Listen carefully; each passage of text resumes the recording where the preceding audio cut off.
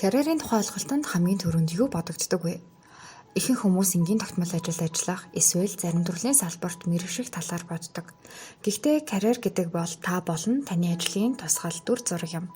Цаг хугацааны явцад хүмүүс карьерийн тухай өөр бодож ирсэн байдаг.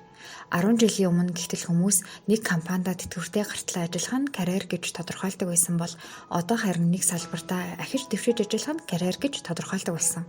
Сүүлийн үед дийлэнх ажиллах хүчин маш хурдцтайгаар өөрчлөгдөж байгаа бөгөөд карьерийг үндсэн ажиллаа хийх, нэмэлт орлогын их үүсвэртэй болох гэх мэт олон хэсгээс бүрддэг гэж үзэх болсон. Ихэнх хүмүүс ажлаа олон давтамжтай солих болсноо нь ажиллах хүчин нийтээрээ өөрчлөгдөж байгаатай холбоотой. Энд ямар ч зөв эсвэл буруу гэсэн ойлголт тодорхойлт байгаа болсон.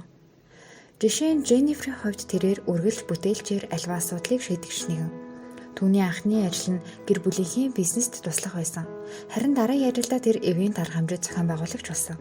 Тэр энэ хоёр ажлыг хийж байхдаа чөлөө дуран бүтээлч байсан ба өдөр тутмын амьдралдаа влог мэдээл хөтэлдэг байв. Хэдийгээр эдгээр ажлууд нь хоорондоо хамааралгүй мэт боловч хамтдаа түүний карьерийг бүтээж байсан юм.